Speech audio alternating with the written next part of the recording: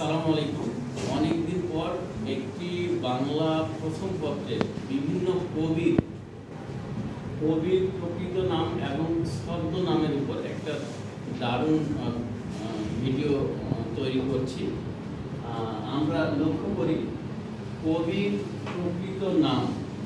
প্রকৃত নাম এখানে নাম্বার 1 শরৎচন্দ্র চট্টোপাধ্যায়।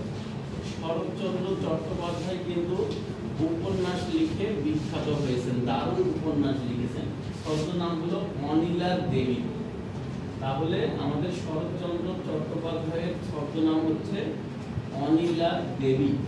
আচ্ছা, 2 নম্বর রবীন্দ্রনাথ ঠাকুর, বিশ্বকবি রবীন্দ্রনাথ ঠাকুর, ইনার ছদ্মনাম হচ্ছে ভানু সিংহ। অর্থাৎ রবি মানেও সূর্য, আবার ভানু মানেও সূর্য। রবীন্দ্রনাথ ঠাকুর ভানু সিংহ বলা হয় ছদ্মনাম। চলে আসি 3 নম্বর কাজী নজরুল ইসলাম। কাজী নজরুল ইসলাম আমাদের জাতীয় কবি বা বিদ্রোহী কবি।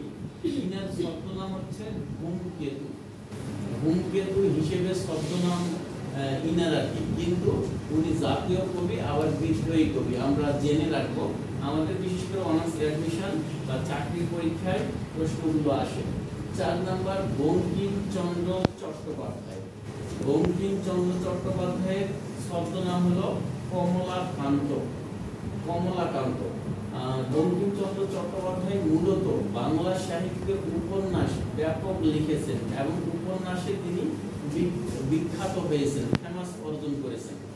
তাহলে আমাদের এই যে 4টা কবি আমরা আজকে ছদ্মনাম নিয়ে আলোচনা করলাম, আমরা 4টা কবির ছদ্মনামগুলো খুব ভালো করে জেনে নেব। এই কারণে জেনে নেব, এগুলো অনার্স অ্যাডমিশন পরীক্ষায় বা যে কোনো এমসিকিউ পরীক্ষায় বা চাকুরির পরীক্ষায় আসে। সকলকে অনেক অনেক ধন্যবাদ। আমরা এই 4টি কবি অন্তত নাম, প্রকৃত নাম এবং ছদ্মনামগুলো মনে রাখবো। ধন্যবাদ সকল।